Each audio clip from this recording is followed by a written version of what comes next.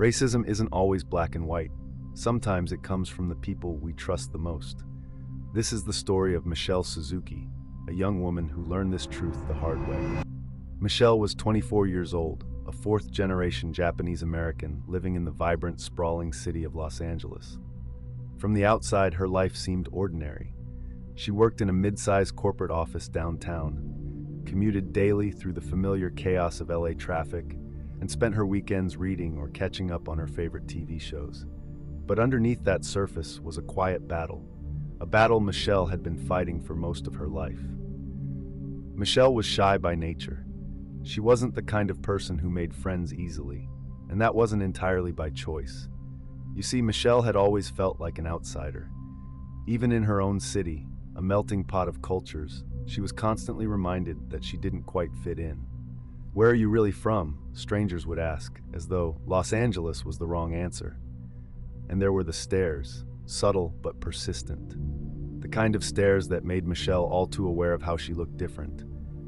Her almond-shaped eyes, her petite frame, her smooth black hair that framed her face, all of it made her a target for assumptions and judgments she hadn't asked for. Still, Michelle kept her head down. She tried her best to blend in, to not make waves. It was a skill she'd learned early on in life. Michelle's childhood wasn't easy. She was always the quiet girl, the one who sat in the back of the classroom and avoided raising her hand, even when she knew the answers. In elementary school, she was teased by classmates who would pull at the corners of their eyes to mimic her.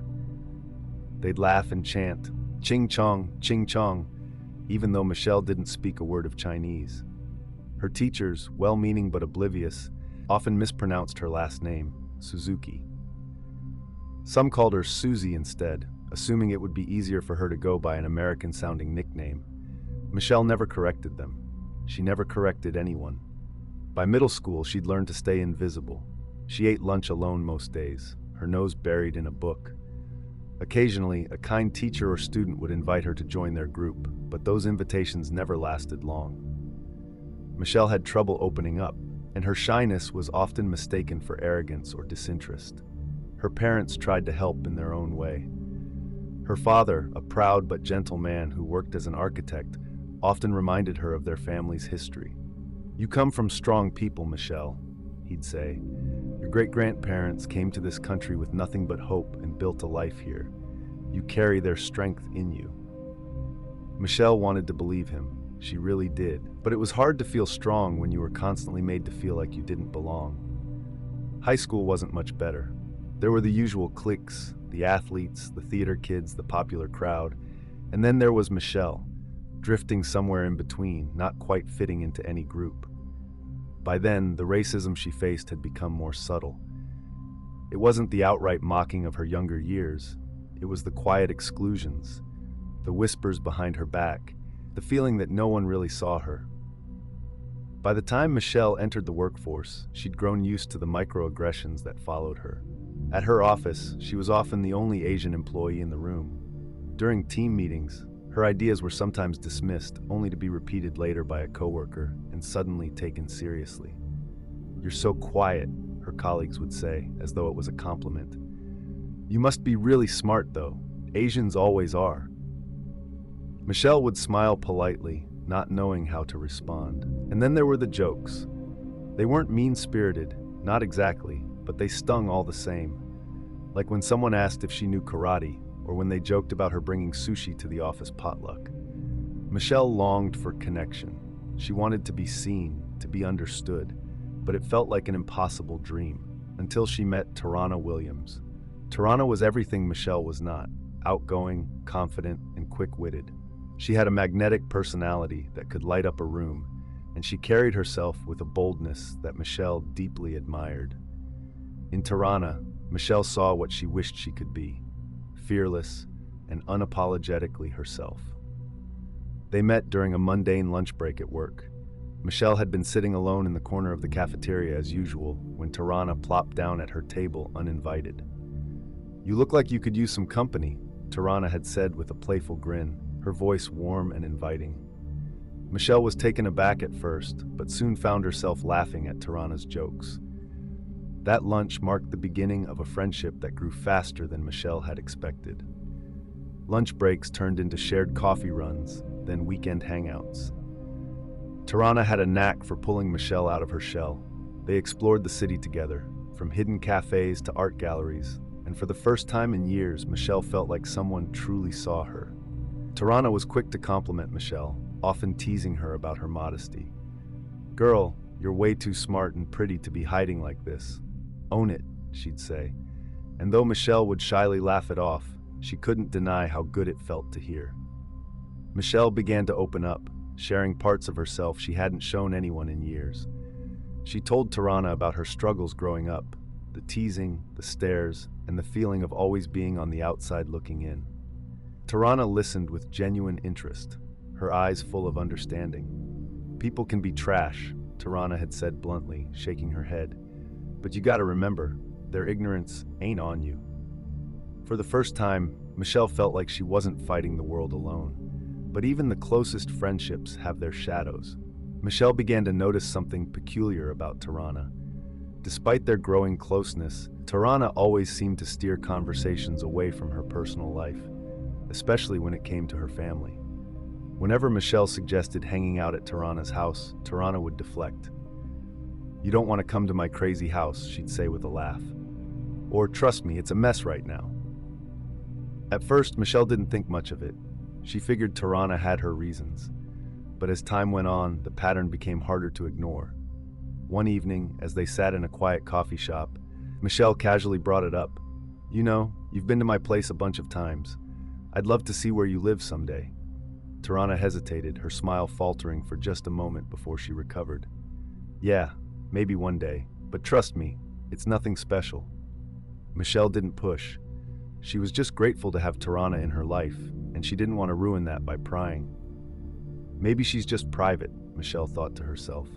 But deep down, she couldn't shake the feeling that there was more to it than that. And soon, she'd find out why. The moment that would change everything started innocently enough. It was a Wednesday afternoon at work, and Michelle and Tarana were sitting at their usual lunch table. They were chatting about weekend plans when Tarana suddenly said, "Hey, we're doing a little dinner thing at my house on Friday. You should come." Michelle froze for a moment, unsure if she'd heard correctly. Tarana had always found ways to avoid letting her come over, but now here she was, offering an invitation. "Really?" Michelle asked, a mixture of surprise and excitement in her voice. "Yeah," Tarana said casually, as if it were no big deal. "A few friends are coming over, just something small. I think you'd like it." Michelle hesitated briefly. She couldn't help but feel a twinge of nerves. She would be the only non-black person there, and she worried about standing out. But Tarana's easygoing demeanor reassured her. "Sure," Michelle finally said, smiling. "I'd love to come." Friday arrived, and Michelle spent the entire day oscillating between excitement and apprehension. She picked out a simple but elegant dress and brought a bottle of wine as a gift. As she drove to Tarana's house, she tried to shake off her nerves. "It'll be fine," she told herself. "Tarana wouldn't invite me if she didn't want me there." The neighborhood was charming, with tree-lined streets and well-kept lawns. Tarana's house was a cozy one-story home with warm yellow lights glowing from the windows. Michelle felt a sense of relief as she pulled into the driveway. The door opened before she could knock, and Tarana greeted her with a wide smile. "Hey, you made it," she said, pulling Michelle into a quick hug. The warmth in Tarana's voice was reassuring, and Michelle felt her tension begin to ease. Inside, the house was lively and inviting. Laughter and music filled the air, and the smell of home-cooked food wafted from the kitchen. Tarana led her into the living room, where a small group of people were already gathered. Everyone seemed friendly, exchanging introductions and small talk. For the first time that evening, Michelle felt like she could relax. Then Mrs. Williams appeared. She walked in from the kitchen, a tall woman with a commanding presence. She wore an apron over her dress and carried herself with a kind of stern confidence that suggested she was used to being in charge. At first, Mrs. Williams smiled warmly at the group, greeting each person with a hug or a pat on the shoulder. But when her eyes landed on Michelle, her smile faltered. It was subtle but unmistakable. The warmth drained from her face, replaced by something cold and unreadable. For a moment, she just stared at Michelle. as if trying to place her. The silence was brief but heavy, and Michelle felt it like a weight pressing down on her chest. "You must be Michelle," Mrs. Williams finally said, her tone polite but distant. "Yes," Michelle said with a small smile, trying to ignore the uneasy feeling creeping over her. "Thank you for having me." Mrs. Williams didn't respond. She simply nodded and turned away, heading back to the kitchen. Michelle told herself it was nothing, that she was reading too much into it. But the unease lingered. As the group moved to the dining table, Michelle tried to focus on the lively conversation around her. The table was beautifully set and the food looked delicious, but her appetite was fading. Then it happened. Mrs. Williams returned to the dining room, carrying a dish. As she set it down on the table, Michelle heard her mutter under her breath, "Who brought that monkey into my house?"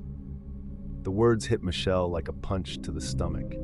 She froze, her heart racing as the weight of what she'd just heard sank in.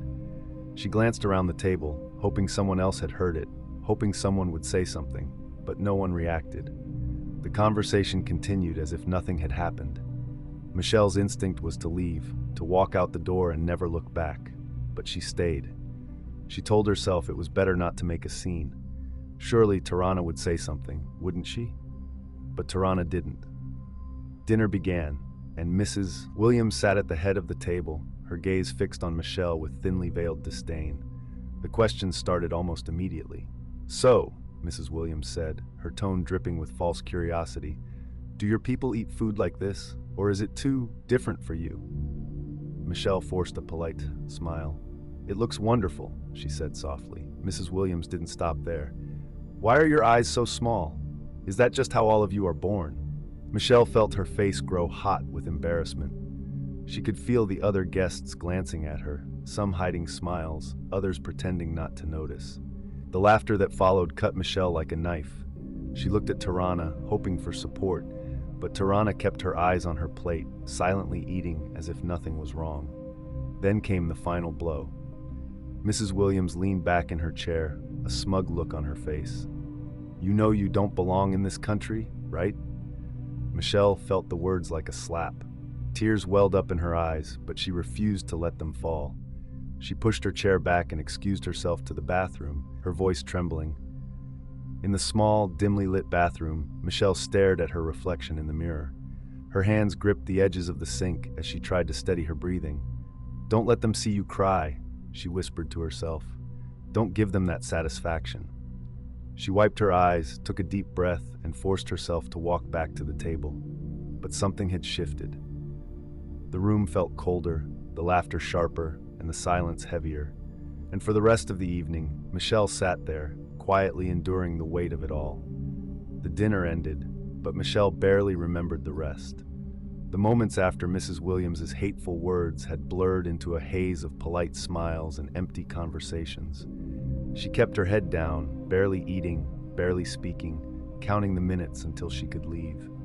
When it was finally over, Michelle quietly gathered her things and stood by the door, waiting for Tarana to walk her out, to say something, anything that would acknowledge what had happened.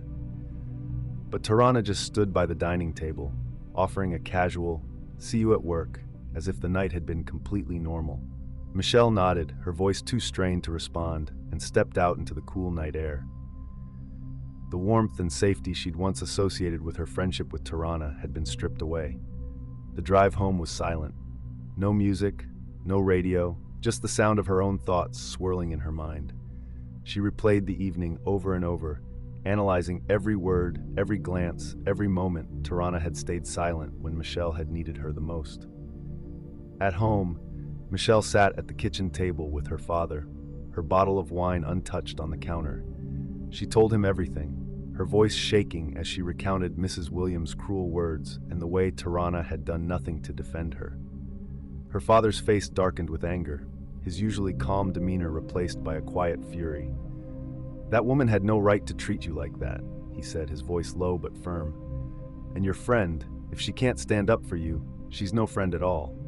Michelle looked down at her hands, feeling a mixture of shame and sadness. "She's not like that," she said softly, though her own words felt hollow. Her father shook his head.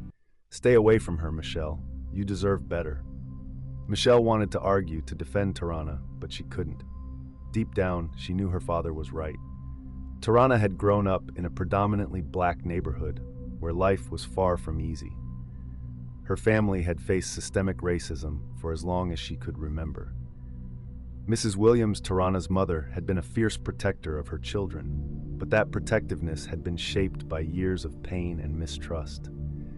Tarana had heard the stories her mother told, the times she'd been denied jobs because of the color of her skin, the times she'd been followed in stores, the times she'd been called names no one should have to hear. Those experiences had hardened Mrs. Williams, leaving her with a deep distrust of anyone who wasn't black. "People like them don't care about us," Mrs. Williams would say, her voice tinged with bitterness. "They don't see us as equals. You can't let your guard down, not for a second." For Tarana, these words had been a constant refrain throughout her life. They'd shaped how she saw the world, how she approached relationships.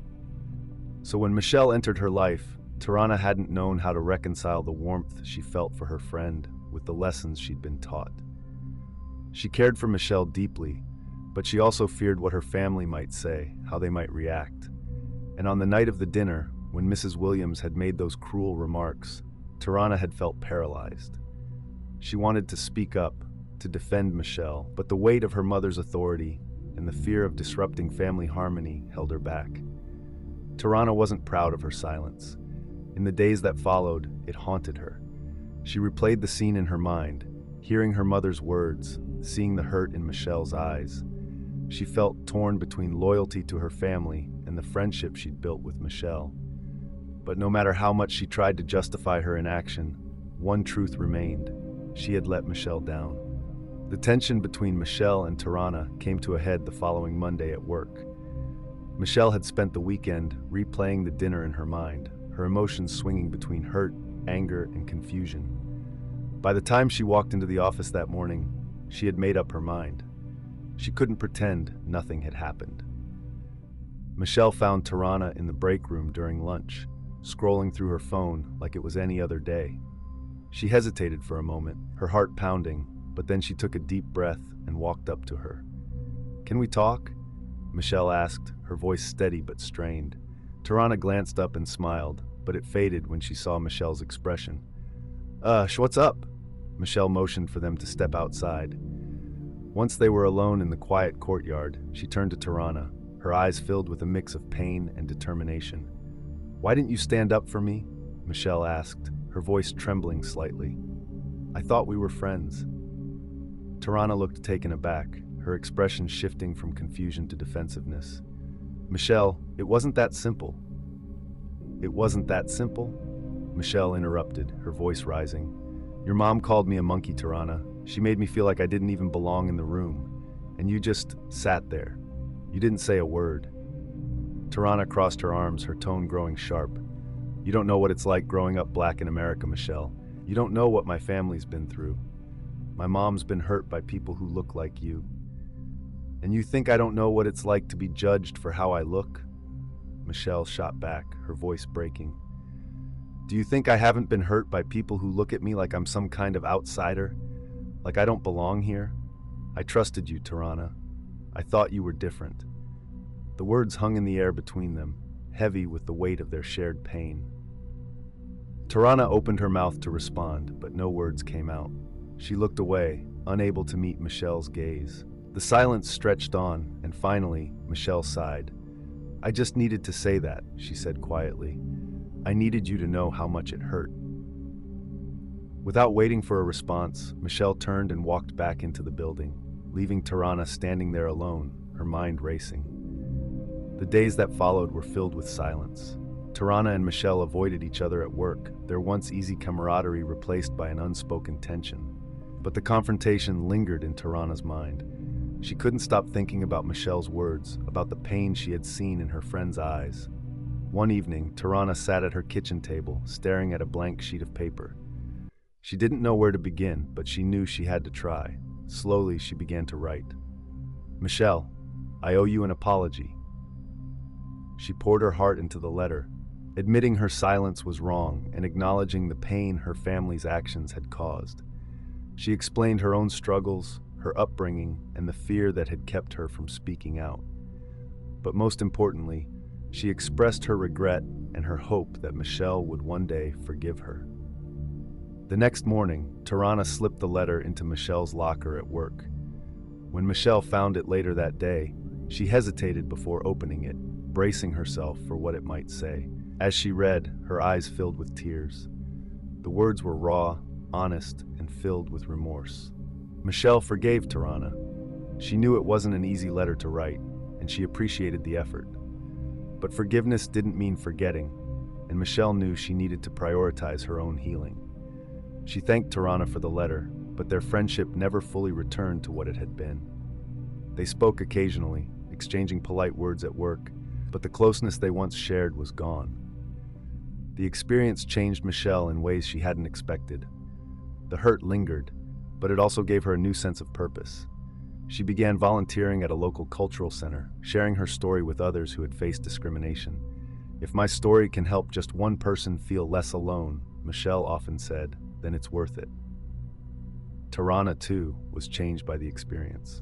She started educating herself about racism beyond her own experiences, reading books and attending workshops that broadened her understanding of the struggles faced by other communities. One day, while scrolling through social media, she came across a post from Michelle. It was a photo of Michelle standing in front of a group of young people at the cultural center, smiling as she spoke. The caption read, "Healing begins when we choose to understand and break the cycle." Tarana stared at the photo for a long time, feeling a mix of pride and sadness. She knew she had played a part in Michelle's pain, but she also knew she had the power to do better moving forward. Racism isn't always black and white.